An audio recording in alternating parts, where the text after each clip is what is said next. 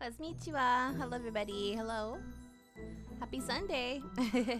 Happy Sunday Storytime. 皆様ごきげんよう。元気でしょうか？サンデーストーリータイムです。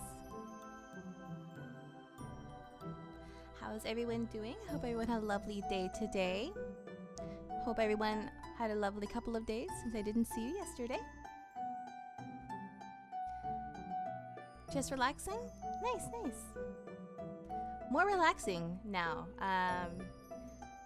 We're going to be reading some fairy tales today.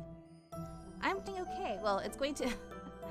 I'm glad that I'm only just reading to you today. Otherwise, my computer would make my room a greenhouse.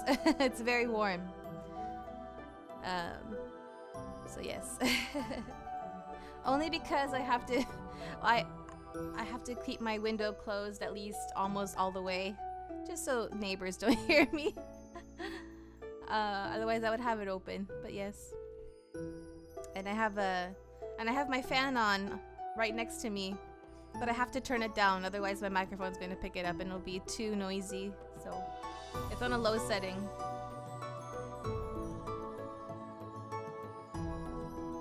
Yeah. Unfortunately, I don't have a soundproof room. That would solve a lot of problems if I had a soundproof room. Anyway. Kosmika.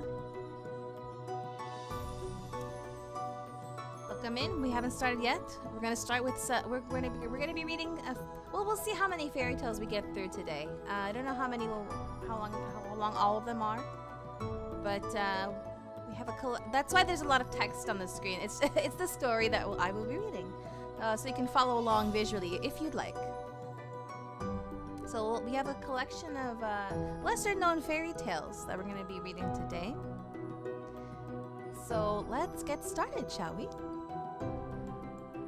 The first one is called... Oh, please let me know if the music's too loud, by the way. Hello, enjoy your lurk. So the first one is called... Actually, no, I'm going to turn it down a teeny bit for me.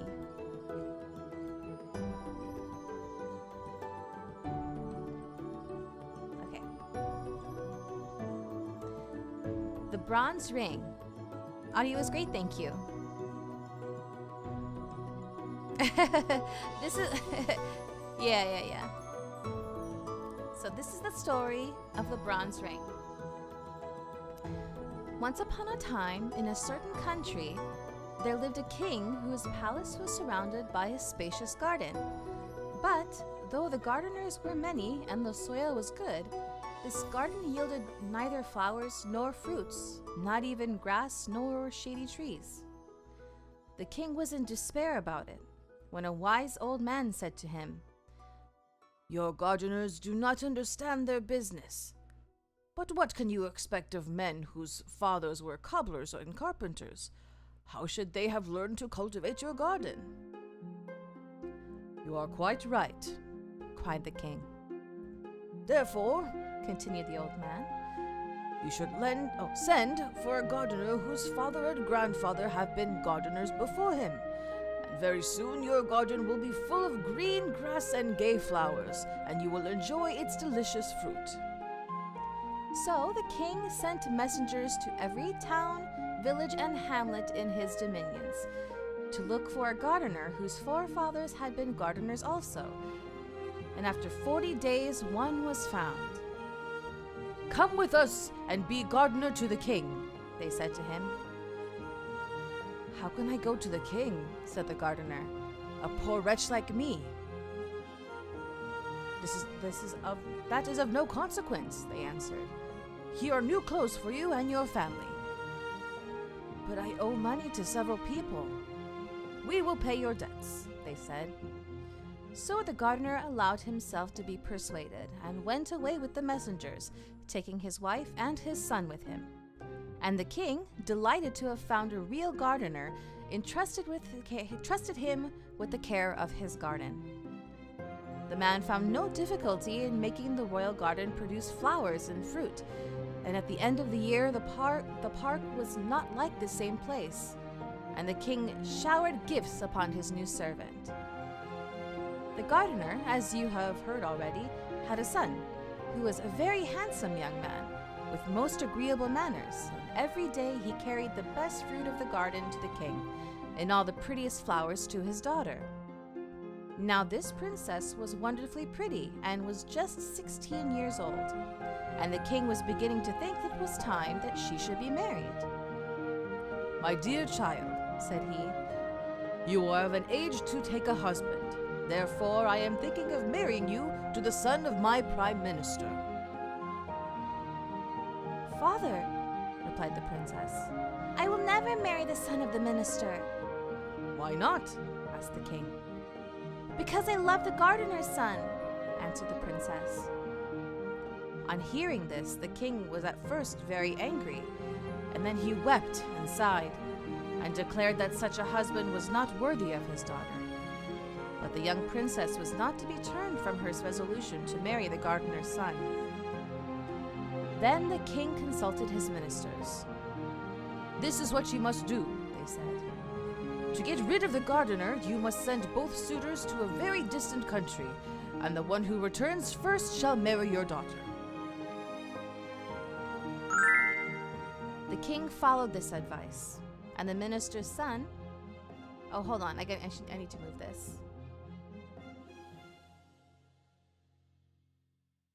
Thank you for the follow. Let me adjust this.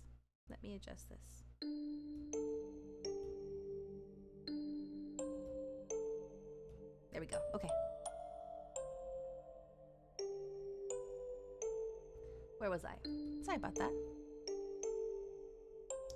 The king followed his advice, and the minister's son was presented with a splendid horse and a purse full of gold pieces, while the gardener's son had only an old lame horse and a purse full of copper money, and everyone thought he would never come back from his journey. The day before they started, the princess met her lover and said to him, "Be brave, and remember always that I love you. Take this purse full of jewels and make the best use you can of them for love of me, and come back quickly and demand my hand." The two suitors left the town together, but the minister's son went off at a gallop on his good horse, and very soon was lost to sight behind the most distant hills. He traveled on for some days, and presently reached a fountain beside which an old woman all in rags sat upon a stone. "Good day to you, young traveler," said she. But the minister's son made no reply. "Have pity on me, traveler," she said again. "I am dying of hunger, as you see. 3 days I have been here, and no one has given me anything." "Let me alone, old witch," cried the young man. "I can do nothing for you." And so saying, he went on his way. That same evening, the gardener's son rode up to the fountain upon his lame gray horse. "Good day to you, young traveler," said the beggar woman. "Good day, good woman," answered he. "Young traveler, have pity on me." "Take my purse, good woman," said he, "and mount behind me, for your legs can't be very strong." The old woman didn't wait to be asked twice, but mounted behind him, and in this style they reached the chief city of a powerful kingdom. The minister's son was lodged in a grand inn. The gardener's son and the old woman dismounted at the inn for beggars. The next day the gardener's son heard a great noise in the street, and the king's heralds passed, blowing all kinds of instruments and crying, "The king, our master, is old and infirm. He will have a great reward to whoever will cure him and give him back the strength of his youth." Then the old beggar woman said to her benefactor, "This is what you must do to obtain the reward which the king promises. Go out of the town by the south gate, and there you will find 3 little dogs of different colors. The first will be white, the second black, and the third red. You must kill them and then burn them separately and gather up the ashes. Put the ashes of each dog into a bag of its own color. Then go before the door of the palace and cry out, 'A celebrated physician has come from Janina in Albania. He alone can cure the king and give him back the strength of his youth. The king's physicians will say, this is an impostor and not a learned man. And they will make all sorts of difficulties, but you will overcome them all at last and will present yourself before the sick king. You must then demand as much wood as 3 mules can carry, and a great cauldron, and must shut yourself up in a room with the sultan.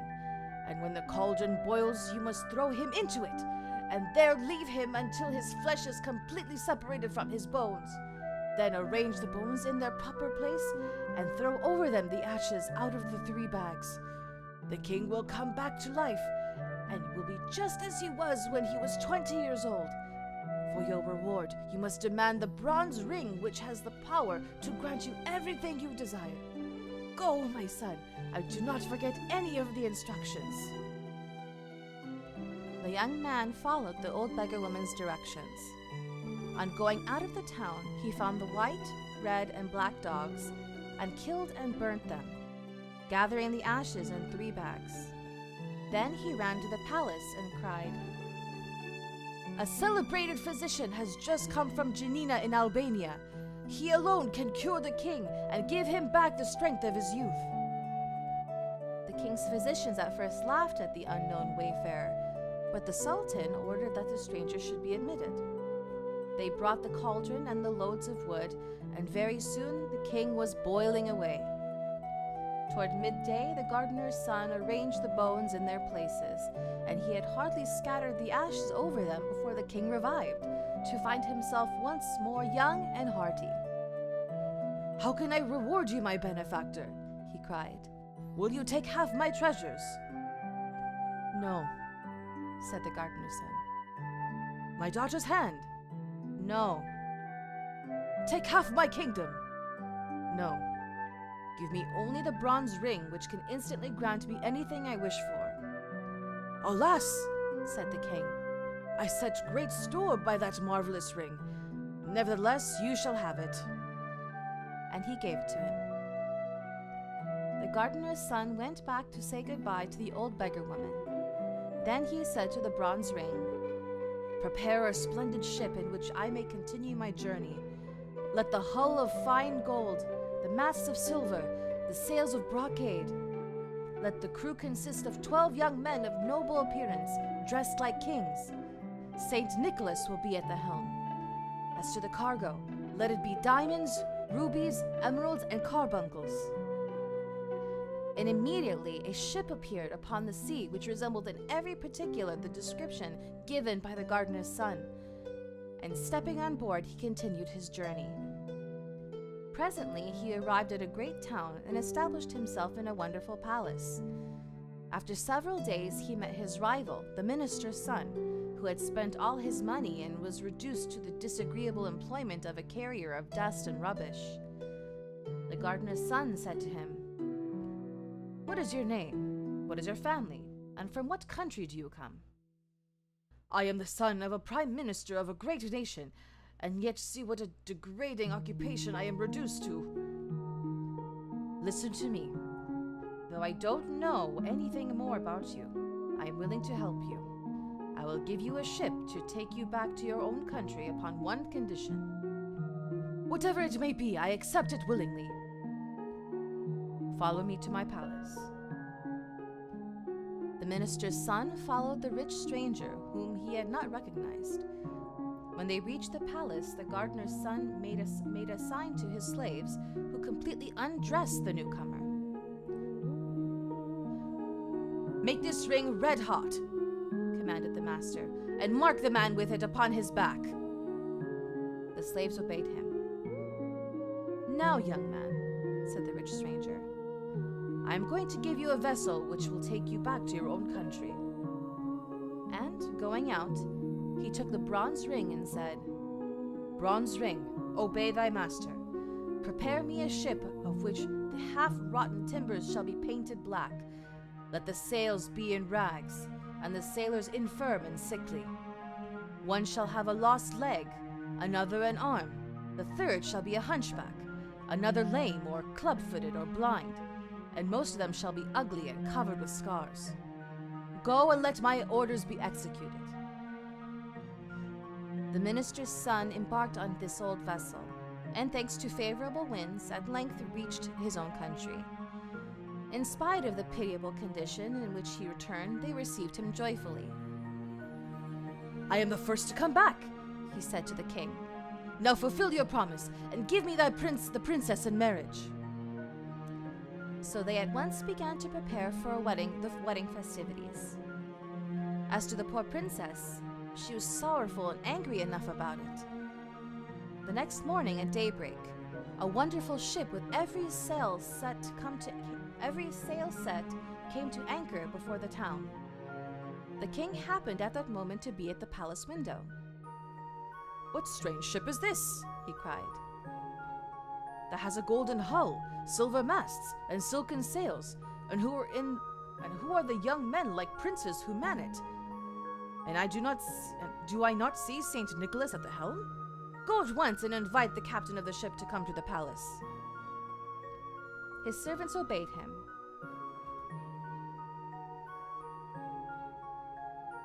And very soon in came an enchantingly handsome young prince, dressed in rich silk, ornamented with pearls and diamonds.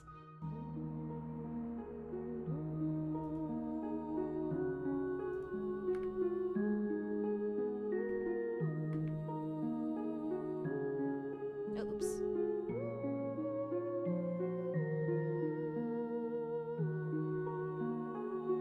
Wait, what happened? Well, it's not scrolling correctly. Sorry about that. Hold on.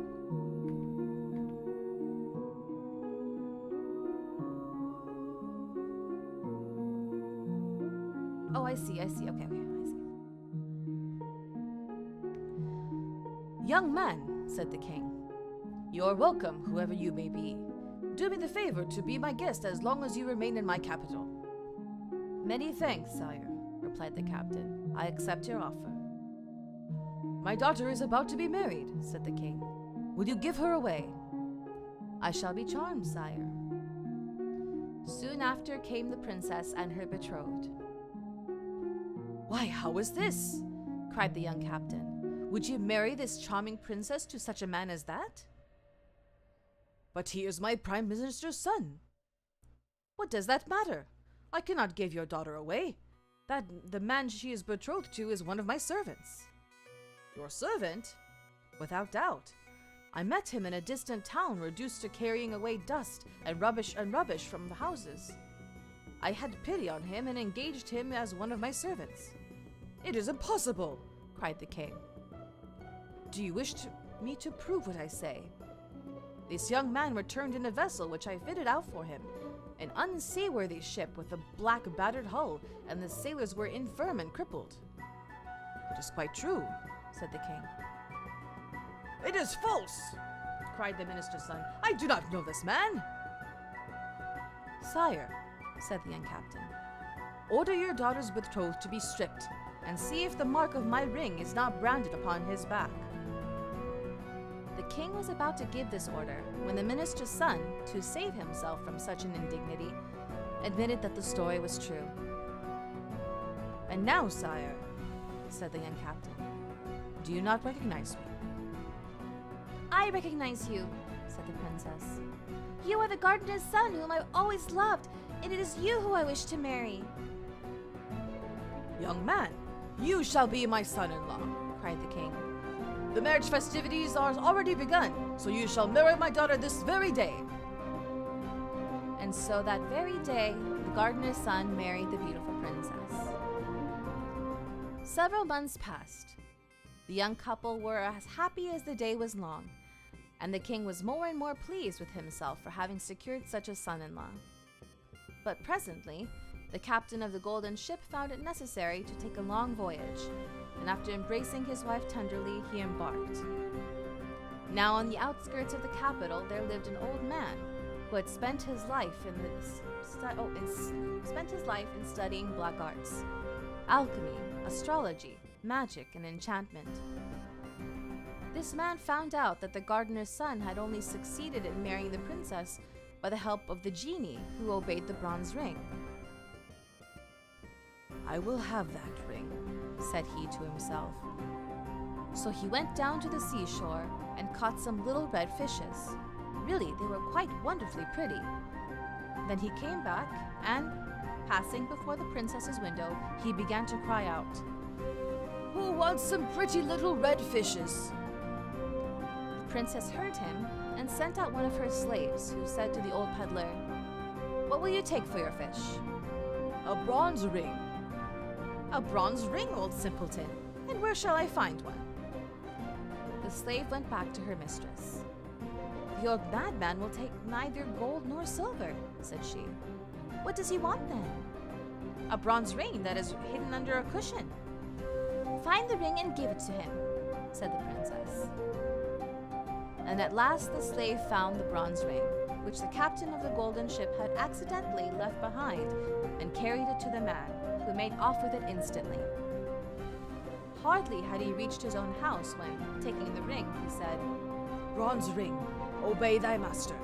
I desire that the golden ship shall turn into black wood, and the crew to hideous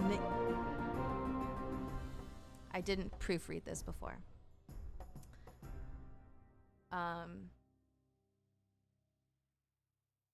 Hideous crewmen.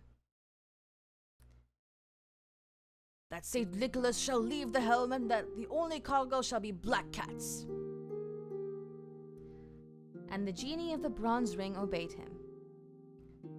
Finding himself upon the sea... Oh, but just so... Also, I pause for a second. This story is public domain. And it's really old. Just a disclaimer.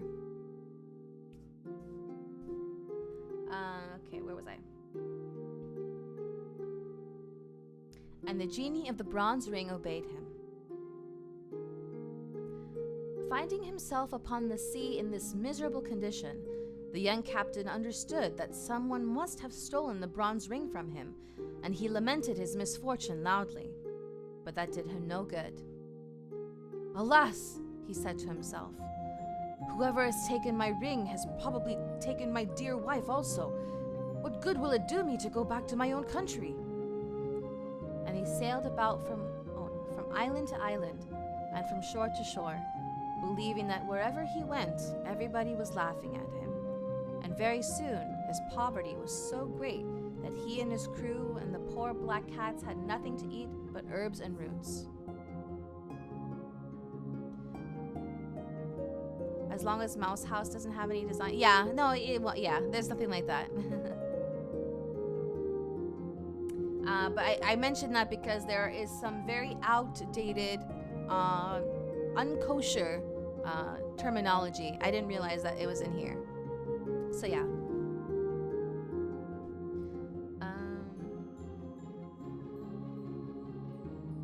Where was I? After wandering about a long time, he reached an island inhabited by mice. The captain landed upon the shore and began to explore the country. There were mice everywhere, and nothing but mice. Some of the black cats had followed him, and not having been fed for several days, they were fearfully hungry, and made terrible havoc among the mice. Then the queen of the mice held a council. "These cats will eat every one of us," she said. "If the captain of the ship does not shut the ferocious animals up, let us send a deputation to him of the bravest among us." Several mice offered themselves for this mission and set out to find the young captain. "Captain," said they, "go away quickly from our island, or we shall perish. Every mouse..." What? Where is it? Whoa.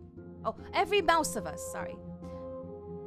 "Willingly," replied the young captain, "upon one condition. That is that you shall first bring me back a bronze ring which some clever magician has stolen from me. If you do not do this, I will land all of my cats upon your island, and you shall be exterminated." The mice withdrew in great dismay. "What is to be done?" said the queen. "How can we find this bronze ring?" She held a new council, calling in mice from every quarter of the globe, but nobody knew where the bronze ring was.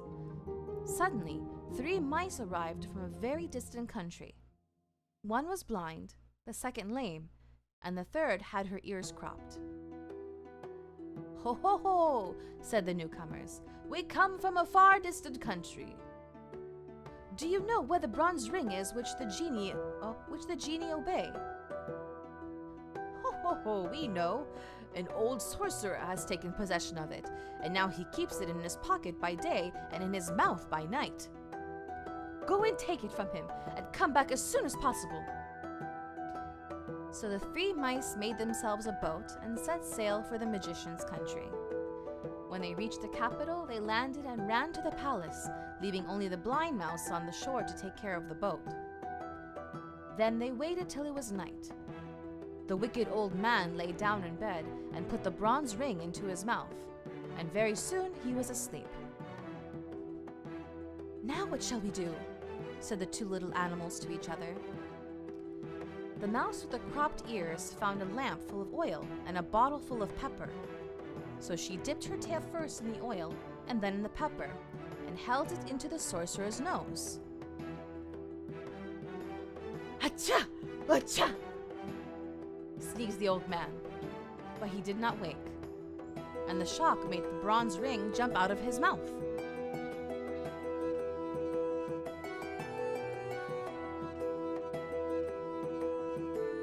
Quick as thought, the lame mouse snatched up the precious talisman and carried it off to the boat. Imagine the despair of the magician when he awoke, and the bronze ring was nowhere to be found. But by that time, our 3 mice had set sail with their prize. A favoring breeze was carrying them toward the island where the queen of the mice was awaiting them. Naturally, they began to talk about the bronze ring. Which of us deserves the most credit? They cried all at once.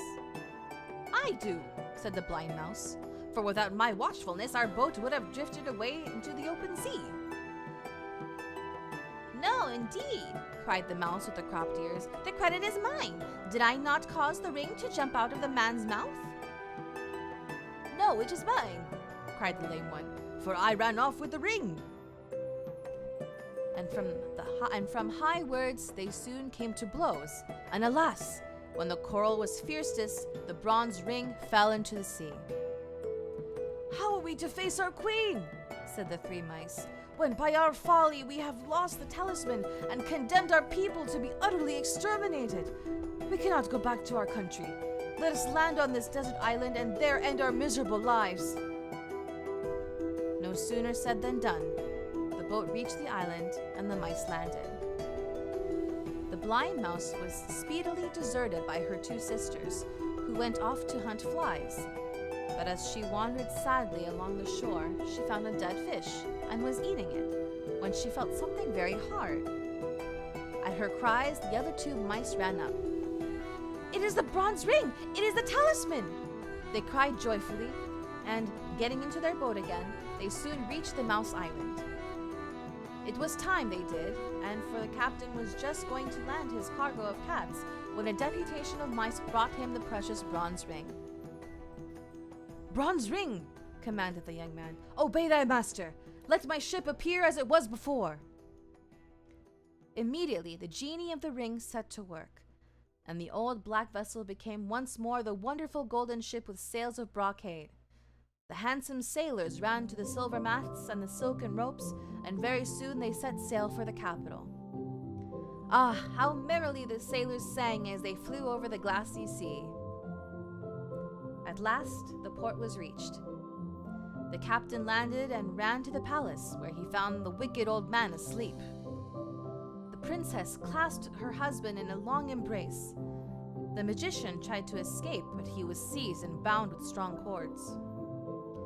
The next day, the sorcerer, tied to the tail of a savage mule loaded with nuts, was broken into as many pieces as there were nuts upon the mule's back. So, the end, I guess. That was the bronze ring. That was a bit more violent than I expected, but that's how those old fairy tales were. So, what did we learn?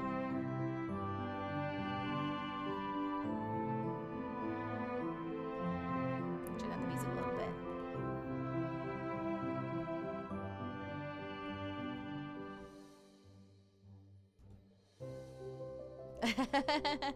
You don't have to say anything.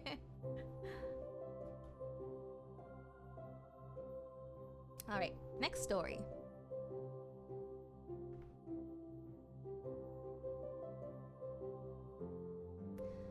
Prince Hyacinth and the Dear Little Princess.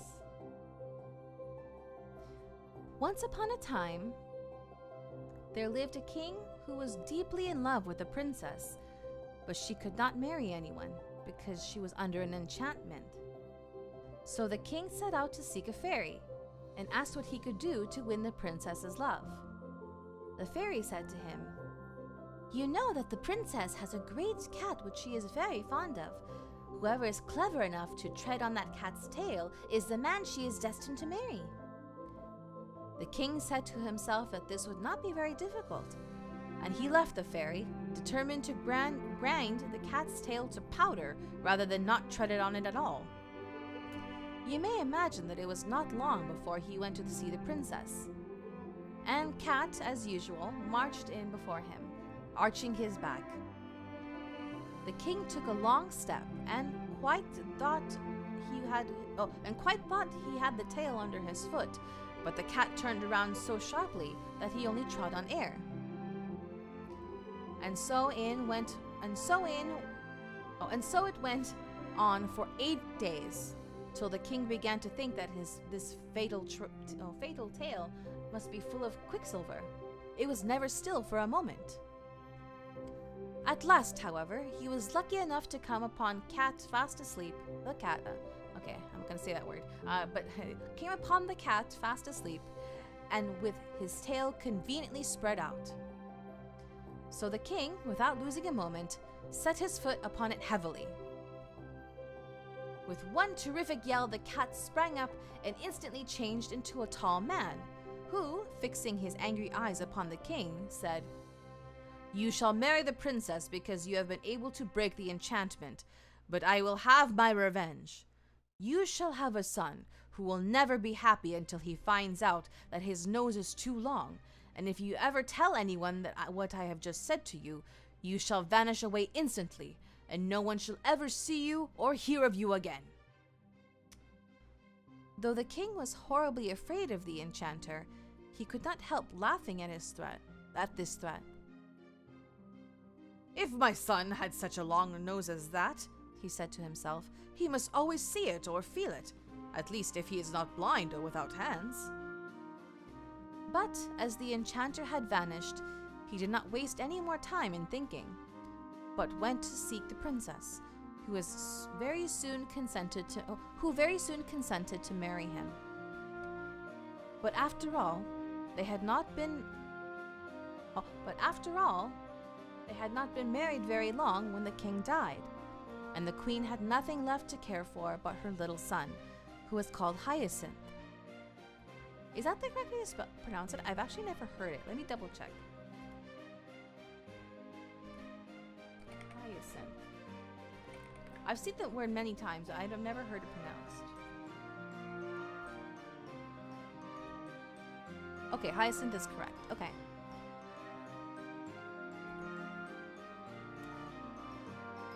Where was I? Where did I leave off? The little prince had large blue eyes, the prettiest eyes in the world, and a sweet little mouth. But alas, his nose was so enormous that it covered half his face. The queen was inconsolable when she saw this great nose, but her ladies assured her that it was not really as large as it looked, that it was a Roman nose, and you had only to open any history to see that every hero has a large nose. The queen, who was devoted to her baby, was pleased with what they told her, and when she looked at Hyacinth again, his nose certainly did not seem to her quite so large. The prince was brought up with great care, and as soon as he could speak, they told him all sorts of dreadful stories about people who had short noses. no one was allowed to come near him whose nose did not more or less resemble his own. And the courtiers, to get into the favor with the queen, took to pulling their babies' noses several times every day to make them grow long. But, do what they would, they were nothing by comparison with the princes. When he grew sensible, he learned history. And whenever any great prince or a beautiful princess was spoken of, his teachers took care to tell him that they had long noses. His room was hung with pictures, all of people with very large noses. And the prince grew up so convinced that a long nose was a great beauty that he would not on any account have had his own a single inch shorter. When his 20th birthday was past, the queen thought it was time that he should be married. So she commanded that the portraits of several princesses should be brought for him to see, and among the others was a picture of the dear little princess. Now, she was the daughter of a great king, and would someday possess several kingdoms herself. But Prince Hyacinth had not thought a spare for anything of that sort. He was so much struck with her beauty. The princess, whom he thought quite charming, had, however, a little saucy nose, which in her face was the prettiest thing possible, but it was a cause of great embarrassment to the courtiers, who had got into such a habit of laughing at little noses that they sometimes found themselves laughing at hers before they had time to think. But this did not do at all before the prince, who quite failed to see the joke, and actually banished 2 of his courtiers who had dared to mention disrespectfully the dear little princess's tiny nose. The others, taking warning from this, learned to think twice before they spoke, and one even went so far as to tell the prince that, though it was quite true that no man could be worth anything unless he had a long nose, still, a woman's beauty was a different thing. And he knew a learned man who understood Greek and read in some old manuscripts that the beautiful Cleopatra herself had a tip-tilted nose. The prince made him a splendid present as a reward for this good news, and at once sent ambassadors to ask the dear little princess in marriage. The king, her father, gave his consent, and Prince Hyacinth, who, in his anxiety to see the princess, had gone 3 leagues to meet her, was just advancing to kiss her hand when, to the horror of all who stood by, the enchanter appeared as suddenly as a flash of lightning, and, snatching up the dear little princess, whirled her away out of their sight. The prince was left quite inconsolable, and declared that nothing should induce him to go back to his kingdom until he had found her again. And refusing to allow any of his courtiers to follow him, he mounted his horse and rode sadly away, letting the animal choose his own path. So it happened that he came presently to a great plain, across which he rode all day long without seeing a single house, and horse and rider were terribly hungry, when, as the night fell, the prince caught sight of a light, which seemed to shine from a cavern. He rode up to it, and saw a little old woman, who appeared to be at least 100 years old. She put on her spectacles to look at Prince Hyacinth, but it was quite a long time before she could fix them securely because her nose was very short. The prince and the fairy, for that's who she was, had no sooner looked at one another than they went into fits of laughter, and cried at the same moment, "Oh, what a funny nose!" "Not so funny as your own," said Prince Hyacinth to the fairy, "but madam, I beg you to leave the consideration of our noses, such as they are, and to be good enough to give me something to eat, for I am starving, and so is my poor horse." "With all my heart," said the fairy. "Though your nose is so ridiculous as you are, nevertheless the son of my best friend. I loved your father as if he had been my brother. Now he had a very handsome nose." "And pray what does mine lack?" said the prince. "Oh, it doesn't lack anything," replied the fairy. On the contrary, quite. There is only too much of it. But never mind. One may be a very worthy man, though his nose is too long. I was telling you that I was your father's friend.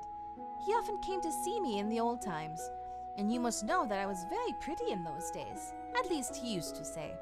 I should like to tell you of a conversation we had the last time I ever saw him. Indeed, said the prince. When I have supped, it will give me the greatest pleasure to hear it. But consider, madam, I beg of you, that I have had nothing to eat today. The poor boy is right, said the fairy. I was forgetting. Come in then, and I will give you some supper. And while you are eating, I can tell you my story in a very few words. For I don't like endless tales myself. Too long a tongue is worse than too long a nose. And I remember when I was young and that I was so much admired for not being a great chatterer. They used to tell the queen, my mother, that it was so. For though you see what I am now, I was the daughter of a great king. My father— Your father, I dare say, got something to eat when he was hungry, interrupted the prince. Oh, certainly, answered the fairy. And you also shall have supper directly. I only just wanted to tell you— But I really cannot listen to anything until I have had something to eat, cried the prince, who was getting quite angry. But then remembering that he had better be polite, as he much needed the fairy's help, he added, I know that in the pleasure of listening to you I should quite forget my own hunger, but my horse, who cannot hear you, must really be fed. The fairy was very much flattered by this compliment and said, calling to her servants, You shall not wait another minute. You are so polite, and in spite of the enormous size of your nose, you are really very agreeable. Plague take the old lady, how does she go on about my nose? Said the prince to himself. One would almost think that mine had taken all the extra length that hers lacks. If I were not so hungry, I would soon have done with this chatter pie, who thinks she talks very little. How stupid people are not to see their own faults.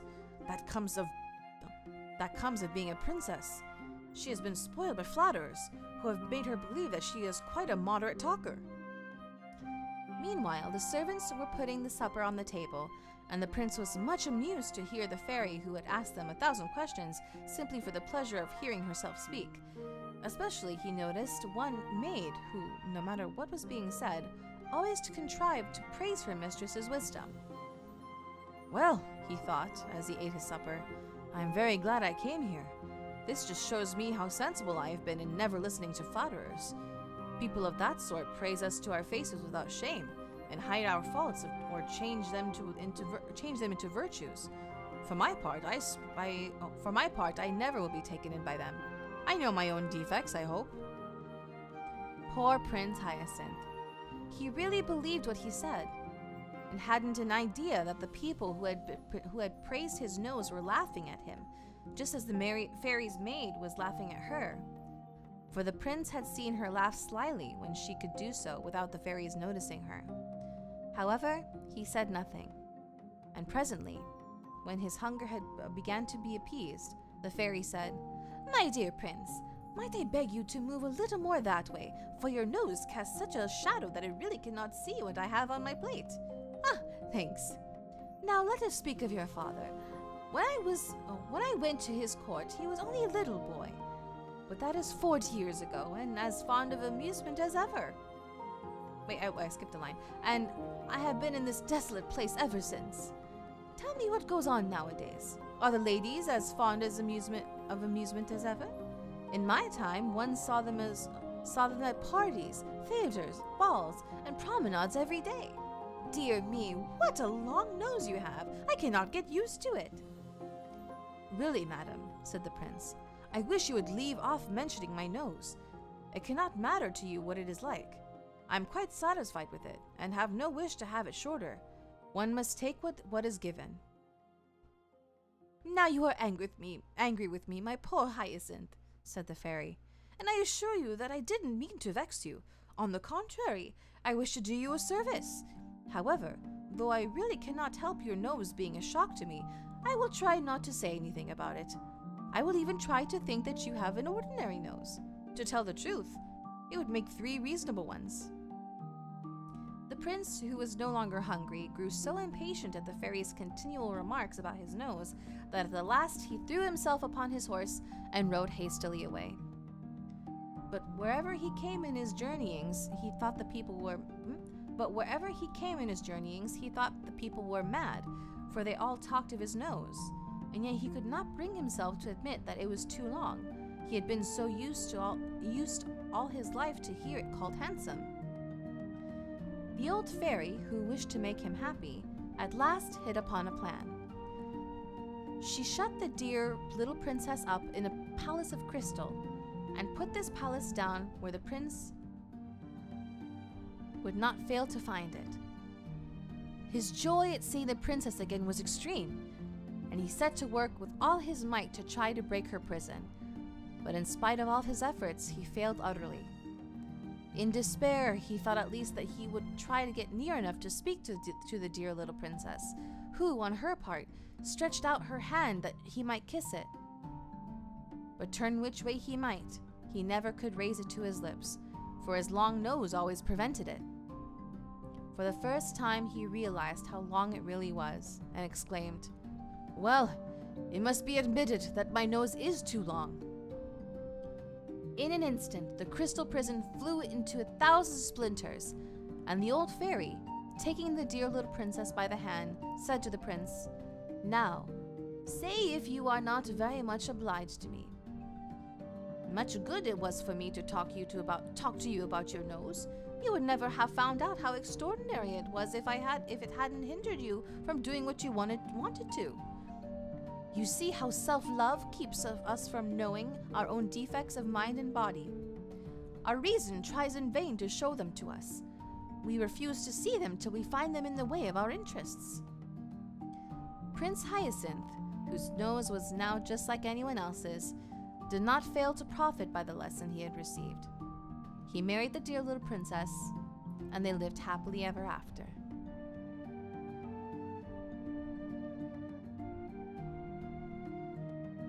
Oh, I forgot I had a drink over here.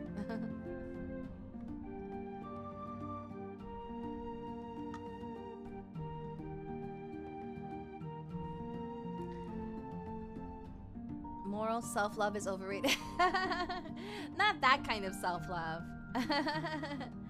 It's the kind of self-love that is,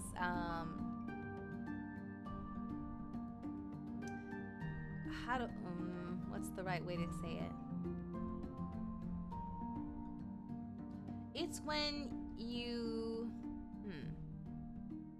it's vain, it's vanity, I think, yeah, vanity, that's the word, vanity. Okay, well, specific kind of vanity.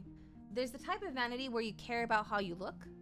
There's a type of vanity where you think you're so amazing.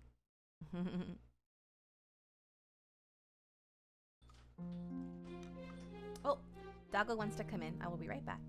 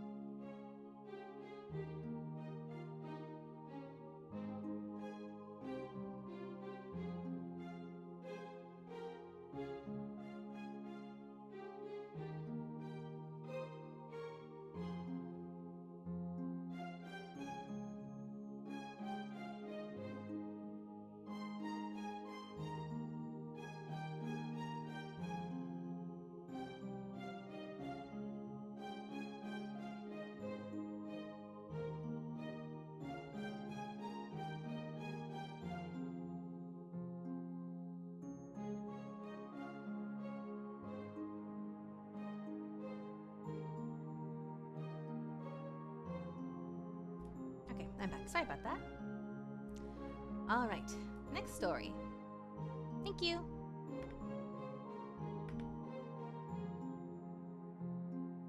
East of the sun and west of the moon. Once upon a time, there was a poor husbandman who had many children and little to give them in the way of either food or clothing. They were all pretty, but the prettiest of all was the youngest daughter, who was so beautiful that there were no bounds to her beauty. So once it was late on a Thursday evening in autumn, and wild weather outside, terribly dark, and raining so heavily and blowing so hard that the walls of the cottage shook again. They were all sitting together by the fireside, each of them busy with something or other, when suddenly someone rapped 3 times against the window pane. The man went out to see what could be the matter, and when he got there stood a great big white bear. "Good evening to you," said the white bear. "Good evening," said the man. "Will you give me your youngest daughter?" said the white bear. "If you will, you shall be as rich as you are now poor." Truly, the man would have had no objection to be rich, but he thought to himself, "I must first ask my daughter about this." So he went in and told them that there was a great white bear outside who had faithfully promised to make them all rich if he might have but the youngest daughter. She said no and would not hear of it. So the man went out again and settled with the white bear that he should come again next Thursday evening and get her answer. Then the man persuaded her and talked so much to her about the wealth that they would have, and what a good thing it would be for herself, that at last she made up her mind to go, and washed and mended all her rags, and made herself as smart as she could, and held herself in readiness to set out. Little enough had she to take away with her. Next Thursday evening, the white bear came to fetch her. She seated herself on his back with her bundle, and thus they departed.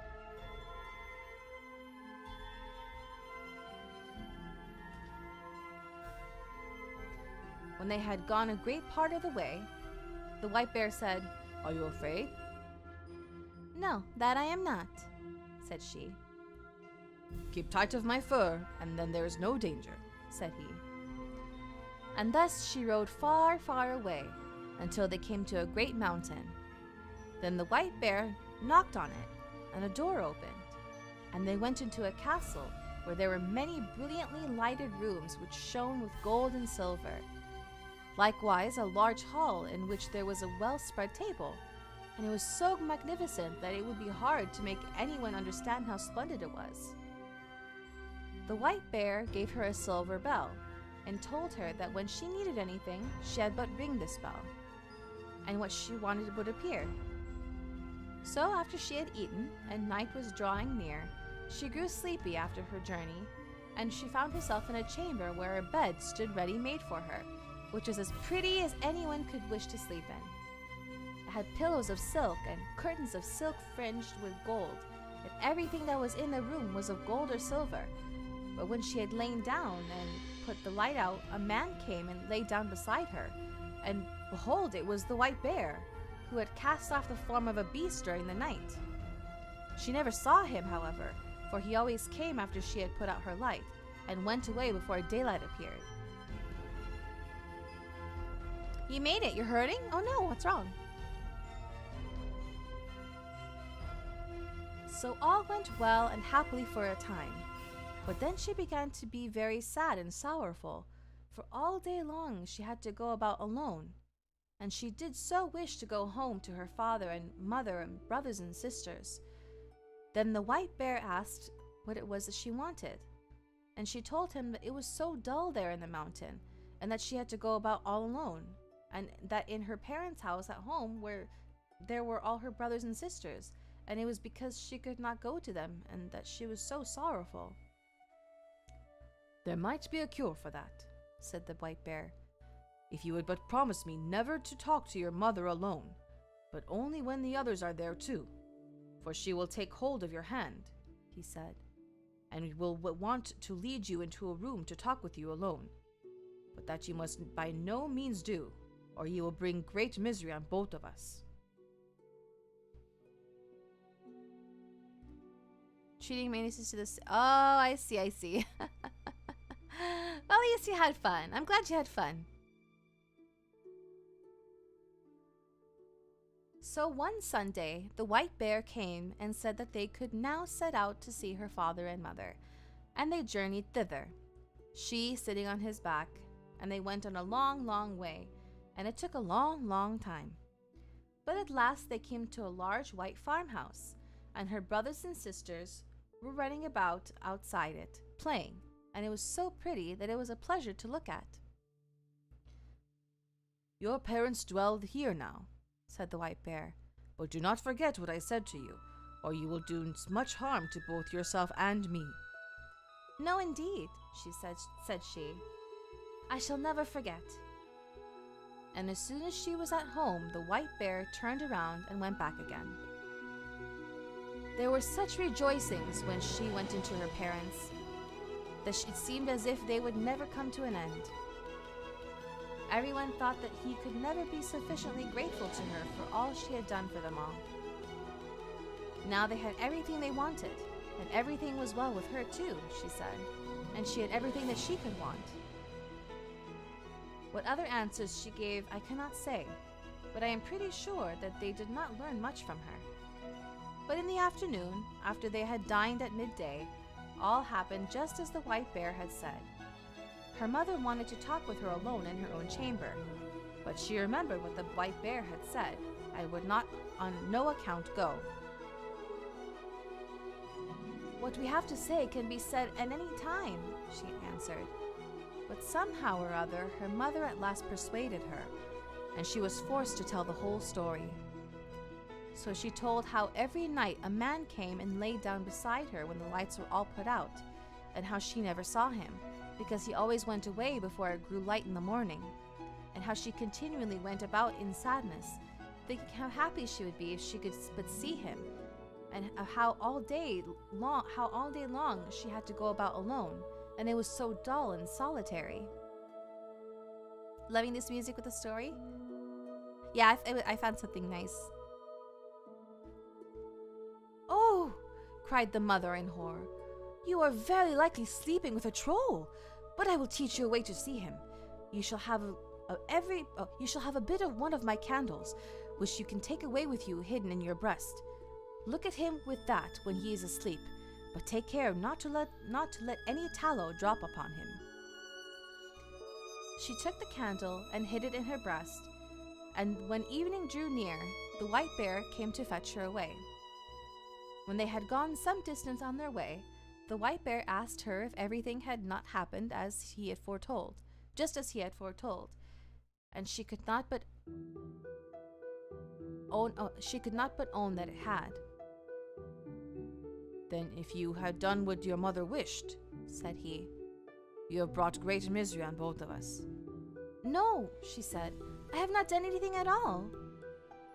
So when she reached home and had gone to bed, it was just the same as it had been before, and a man came and lay down beside her, and late at night, when she could hear that he was sleeping, she got up and kindled a light, lit her candle, and let her light shine on him, and saw him, and he was the handsomest prince that eyes had ever beheld, and she loved him so much that it seemed to her that she must die if she did not kiss him at that very moment.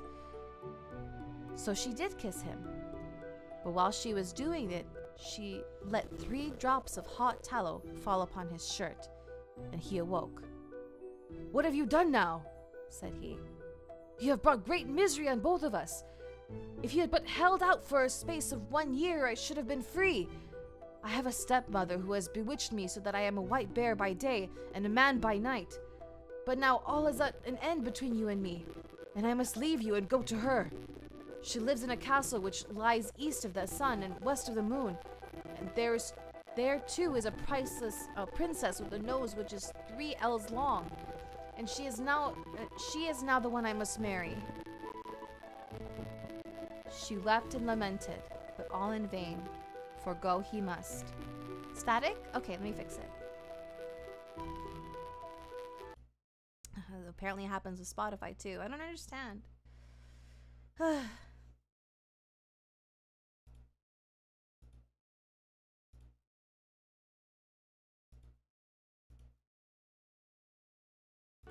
Sorry about that.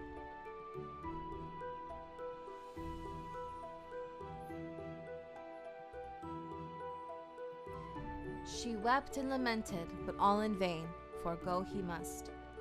Then she asked him if she could not go with him. But no, that could not be. Can you tell me the way then, and I will seek you, that I may surely be allowed to do, though that I surely may be allowed to do. Yes, you may do that, said he, but there is no way thither. It lies east of the sun and west of the moon, and never would you find your way there. When she awoke in the morning, both the prince and the castle were gone, and she was lying on a small green patch in the midst of a dark, thick wood. By her side lay the self-same bundle of rags which she had brought with her from her own home. So when she had rubbed the sleep out of her eyes, and wept till she was weary, she set out on her way. And thus she walked for many and many a long day, until at last she came to a great mountain. Outside it, an aged woman was sitting, playing with a golden apple. The girl asked her if she knew the way to the prince who lived with his stepmother in the castle, which lay east of the sun and west of the moon, and who was to marry a princess with a nose which was 3 ells long. "How do you happen to know about him?" inquired the old woman. "Maybe you are she who ought to have had him." "Yes, indeed I am," she said. "So it is you, then," said the old woman. "I know nothing about him, but that he dwells in a castle which is east of the sun and west of the moon. You will be a long time in getting to it, if you ever get to it at all. But you shall have the loan of my horse, and then you can ride on it to an old woman who is a neighbor of mine. Perhaps she can tell you about him. When you have got there, you must just strike the horse beneath the left ear and bid it to go home again. But you may take the golden apple with you." So the girl seated herself on the horse and rode for a long, long way. And at last she came to the mountain, where an aged woman was sitting outside with a gold carding comb. The girl asked her if she knew the way to the castle, which lay to the east of the sun and west of the moon. But she said what the first old woman had said. "I know nothing about it, but it is east of the sun and west of the moon, and that you will be a long time in getting to it, if ever you get there at all. But you shall have the loan of my horse to an old woman who lives to the nearest of me. Perhaps she may know where the castle is, and when you have got to her, you may just strike the horse beneath the left ear and bid it go home again." Then she gave her the gold carding comb, for it might perhaps be of use to her, she said. So the girl seated herself on the horse and rode a wearisome long way onward again. And after a very long time, she came to a great mountain, where an aged woman was sitting, spinning at a golden spinning wheel. Of this woman too she inquired if she knew the way to the prince, and where to find the castle which lay east of the sun and west of the moon. But it was only the same thing once again. "Maybe it was you who should have had the prince," said the old woman. "Yes, indeed. Oh, sorry. I mixed it up. Yes, I should have been the one," said the girl. But this old crone knew the way no better than the others. It was east of the sun and west of the moon. She knew that. "And you will be a long time getting to it, if you ever get to it at all," she said. "But you may have the loan of my horse, and I think you had better ride to the east wind, and ask him. Perhaps he may know where the castle is, and will blow you thither. But when you have got to him, you must just strike the horse beneath the left ear, and he will come home again." And then she gave her the golden spinning wheel, saying, "Perhaps you may find that you have a use for it."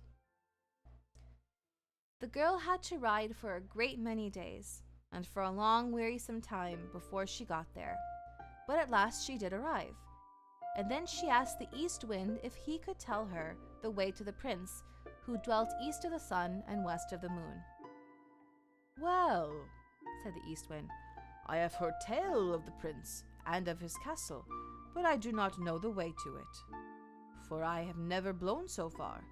But if you like, I will go with you to my brother the West Wind. He may know that, for he is much stronger than I am. You may sit on my back, and then I can carry you there." So she seated herself on his back, and they did go so swiftly. When they got there, the East Wind went in and said that the girl whom he had brought was the one who ought to have had the prince up at the castle which lay east of the sun and west of the moon, and that now she was traveling about to find him again. So he had come here with her, and would like to hear if the West Wind knew where about the castle was. "No," said the West Wind. "So far as that I have ever blown. But if you like, I will go with you to the South Wind, for he is much stronger than either of us, and he has roamed far and wide. And perhaps he can tell you what you want to know. You may seat yourself on my back, and I will carry you to him." So she did this, and journeyed to the South Wind.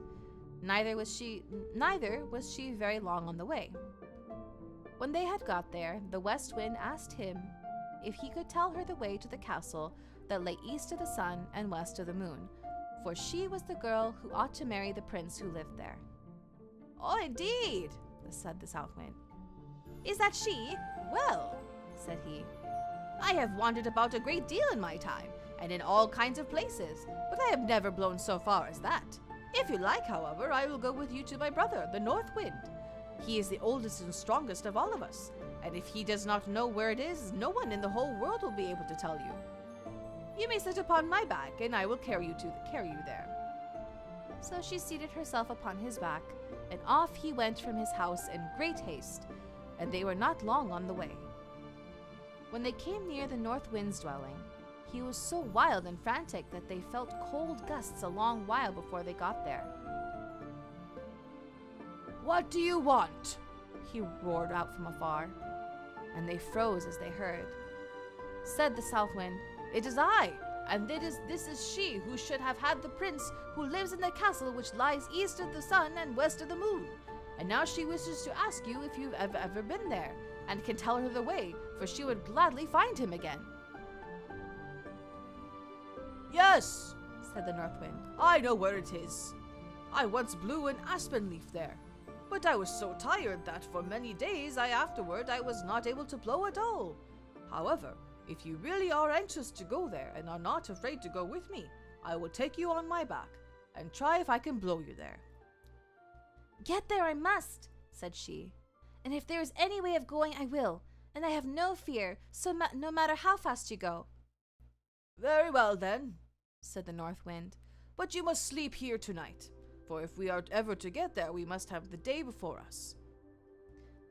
The North Wind woke her betimes next morning, and puffed himself up, and made himself so big and so strong that it was frightful to see him, and away they went, high up through the air, as if they would not stop until they had reached the very end of the world.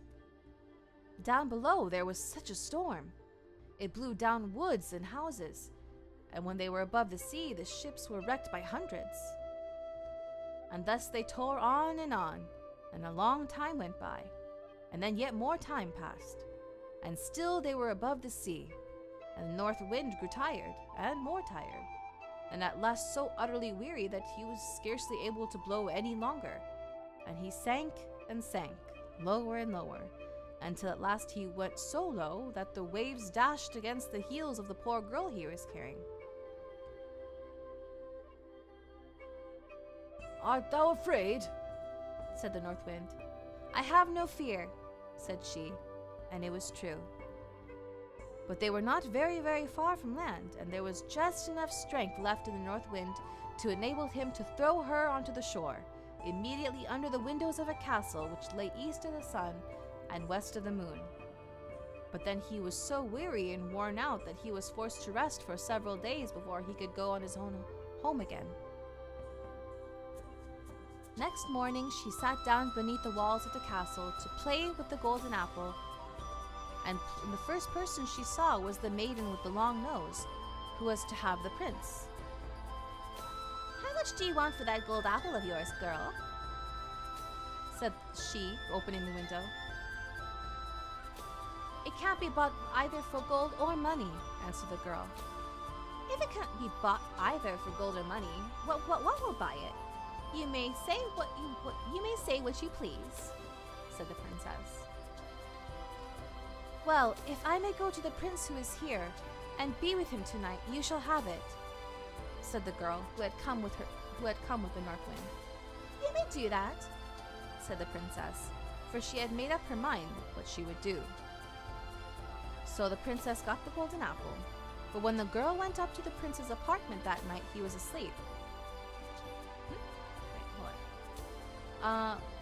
But when the girl went up to the prince's apartment that night, he was asleep, for the princess had so contrived it. Oh, okay. The poor girl called to him and shook him, and between whiles she wept, but she could not wake him. In the morning, as soon as day dawned, in came the princess with the long nose, and drove her out again. In the daytime, she sat down once more beneath the windows of the castle, and began to card with her golden carding comb. And then all happened as it had happened before. The princess asked her what she wanted for it, and she replied that it was not for sale, either for gold or money, but that if she could get leave to go to the prince and be with him during the night, she should have it. But when she went up to the prince's room, he was again sleeping, and let her call to him or shake him or weep as she would, he still slept on, and she could not put on any life in him.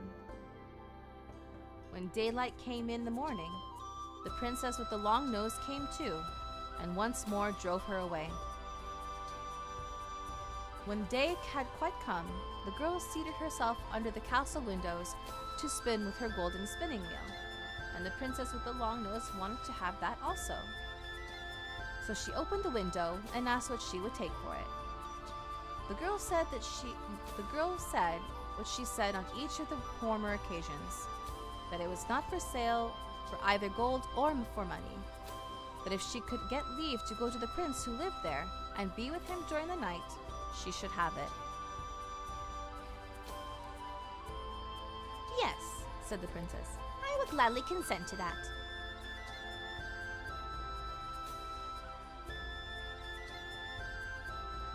But in that place there were some Christian folk who had been carried off, and they had been sitting in the chamber which was next to that of the prince, and had heard how a woman had been in there who had wept and called her name 2 nights running, and they told the prince of this. So that evening, when the princess came once more with her sleeping drink, he pretended to drink, but threw it away behind him, for he suspected that it was a sleeping drink.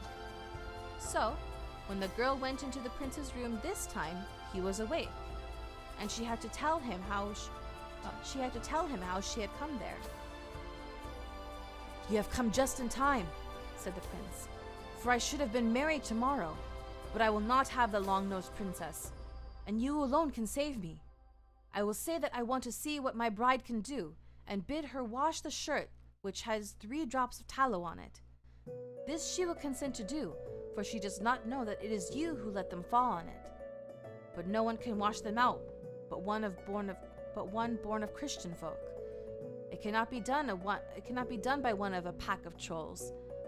And then I will say that no one shall ever be my bride but this woman who can do this, and I know you can." There was great joy and gladness between them all that night. But the next day, when the wedding was to take place, the prince said, "I must see what my bride can do." "That you may do," said the stepmother. "I have a fine shirt which I want to wear as my wedding shirt, but 3 drops of tallow have got upon it which I want to have washed off, and I have vowed to marry no one but the woman who is able to do it. If she cannot do that, she is not worth having." "Well, That was a very small matter, they thought, and agreed to do it. The princess with the long nose began to wash as well as she could, but the more she washed and rubbed, the larger the spots grew. "Ah, you can't wash at all," said the old troll hag, who was her mother. "Give it to me." But she too had not had the shirt very long in her hands before it looked worse still. And the more she washed it and rubbed it, the larger and blacker grew the spots. So the other trolls had to come and washed. But the more they did, the blacker and uglier grew the shirt, until at length it was as black as if it had been up the chimney. "Oh," cried the prince, "not one of you is good for anything at all. There is a beggar girl sitting outside the window, and I'll be bound that she can wash better than any of you. Come in, you girl there," he cried. So she came in. "Can you wash this shirt clean?" he cried. "Oh, I don't know," she said, "but I will try." And no sooner had she taken the shirt and dipped it in the water than it was white as driven snow, and even whiter than that. "I will marry you," said the prince. Then the old troll hag flew into such a rage that she burst, and the princess with the long nose and all the little trolls must have burst too, for they have never been heard of since. The prince and his bride set free all the Christian folk who were imprisoned there, and took away with them all the gold and silver that they could carry, and moved far away from the castle which lay east of the sun and west of the moon.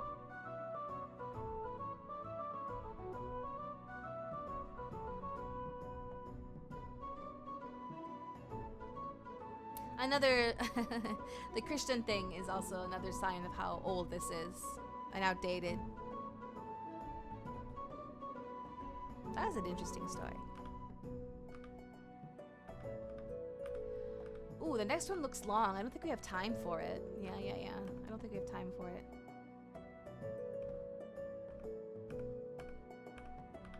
The Yellow Dwarf. Yeah, I don't think we'll be able to finish it. Alright, well, yeah. Then in that case, I think we'll go ahead and wrap up. Let's see. Let me go over the schedule for this next week.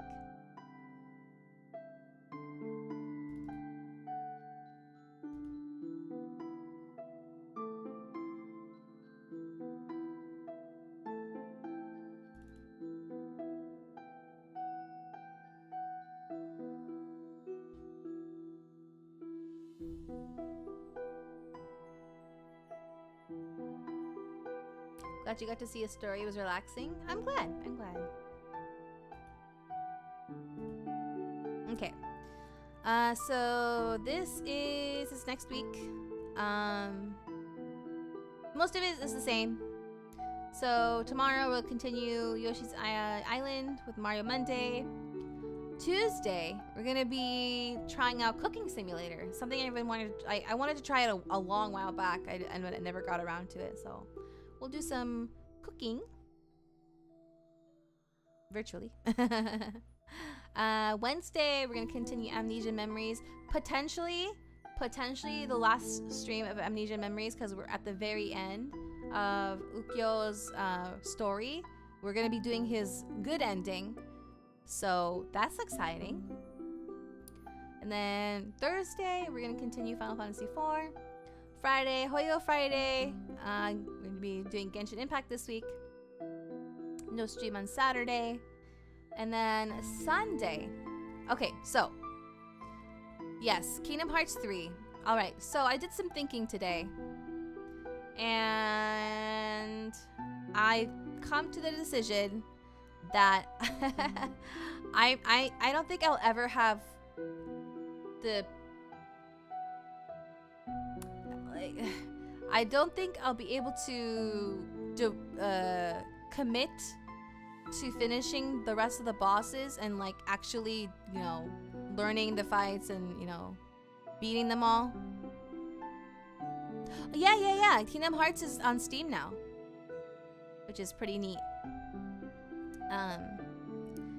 So yeah, I think, well, the main thing is I really want to play Melody of Memory, but I wanted to finish the DLC first, and I don't think I'll just, between everything else and how packed my schedule is, I just don't think I'll be able to devote the time to the proper time to it.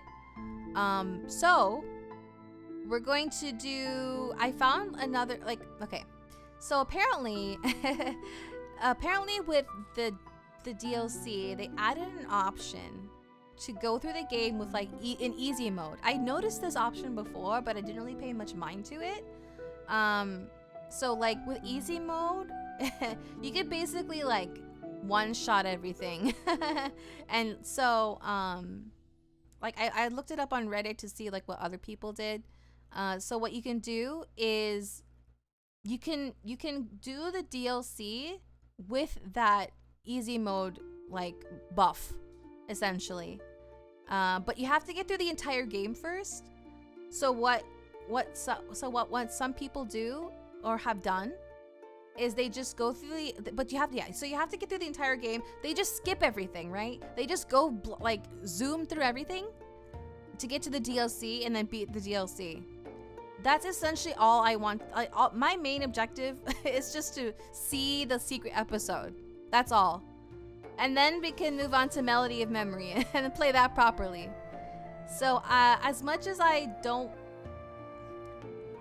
not a huge subscriber of, you know, using like handicaps like that.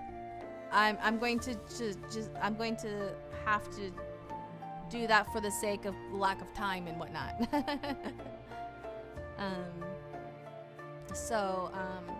If I get a chance, I will get started on that before next Sunday. It's probably not going to happen. So most likely what's going to happen is we'll start the game over in easy mode, and we're just going to see how far we can get and make as much progress as we can to try to get to the DLC. Yeah. So that is the plan. Things may change, of course. Everything's always subject to change. I'll be posting the schedule tomorrow on the usual things. I'll be posting on the Discord, the community tab on my YouTube channel, Twitter, Blue Sky. And also I'll also have it on my my Twitter channel. Not Twitter channel. My Twitch channel on my about page on my Twitter channel. I keep saying Twitter. Twitch channel. And the schedule on Twitch as well. Yes. Thank you. Thank you all so much for joining me today. I'm glad you guys enjoyed a proper story time. But I think we might actually put story time on pause for a little bit, so we can do Kingdom Hearts 3.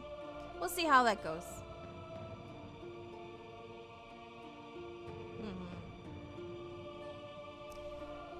Alright, and I'm pretty sure it's too bad it wasn't SpongeBob. Too bad. But yeah, so I assume everyone's going to go to bed. So thank you all so much again for joining me. Please leave a like if you enjoyed the stream. Please leave a comment if you would like to share your thoughts. Please follow and/or subscribe if you haven't already. If you're going to bed, I hope you rest well and have sweet dreams. If your day is just getting started, I hope you have a wonderful rest of your day, and I hope to see you all tomorrow at 9 p.m. Pacific for Yoshi's Island. Ta-ta! Kosmika!